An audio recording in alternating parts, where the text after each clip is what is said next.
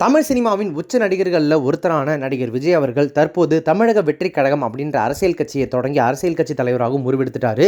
அந்த கட்சி தொடங்கப்பட்டு ஓராண்டுக்கும் மேலாகுது. அடுத்த வருடம் வரப்போகிற சட்டமன்ற தேர்தலை எதிர்கொள்றதுக்கான அந்த பணிகளில் இப்போ ஈடுபட்டு வந்துட்டு இருக்காரு. இதற்கிடையில் தமிழ் சினிமாவில் அவருடைய கடைசி திரைப்படம் அப்படின்னு சொல்லப்படக்கூடிய அவருடைய 69வது திரைப்படமான வினோத் அவருடைய இயக்கத்தில் உருவாகி வந்துட்டு இருக்கக்கூடிய ஜனநாயகன் திரைப்படம் அக்டோபர் மாதம் வெளியாகிறதா இருந்துச்சு. இப்போ அந்த திரைப்படத்தை பொங்கல் வெளியீட்டுக்கு தள்ளி வச்சிருக்காங்க. ஒரு அரசியல் கட்சி தலைவரா சில அரசியல் மேடைகள்லையும் ஒரு சில அரசியல் நிகழ்வுகளையும் கலந்துக்கக்கூடிய விஜய் அவர்கள் நடுநடுவில் தான் ஜனநாயகன் படத்தினுடைய ஷூட்டிங்கில் போயிட்டு கலந்துட்டு வந்துட்டு இருக்காரு.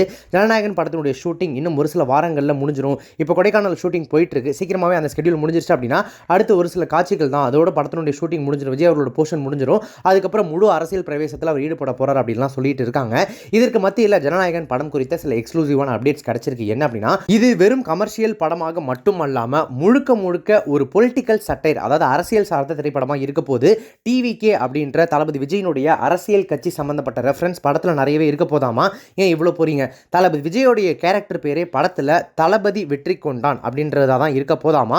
அந்த வகையில் படத்துல அவருடைய பேரோட ஷார்ட் ஃபார்மே டிவிகே, அதாவது தமிழக வெற்றி கழகத்தை மென்ஷன் பண்ற மாதிரி தான் இருக்க போதாமா. அவருடைய கட்சி கொடியினுடைய நிறத்தை பிரதிபலிக்கிற வகையில், அவருடைய கட்சி பெயரை பிரதிபலிக்கிற வகையில் படத்துல ஏகப்பட்ட காட்சிகள், ஏகப்பட்ட வசனங்கள் இருக்காமா. எம்ஜிஆர், விஜயகாந்த் போன்றவர்கள்லாம் அரசியலுக்கு வந்ததுக்கு அப்புறமா அவங்க நடிச்ச படங்கள் எல்லாத்துலயுமே பாத்தீங்கன்னா அவங்க கட்சி சம்பந்தப்பட்ட, கொள்கை சம்பந்தப்பட்ட ஏதோ ஒரு விஷயங்கள் இருந்துகிட்டே இருக்கும். கட்சி பேரோ அல்லது கட்சி கொடியோ காமிச்சிருப்பாங்க.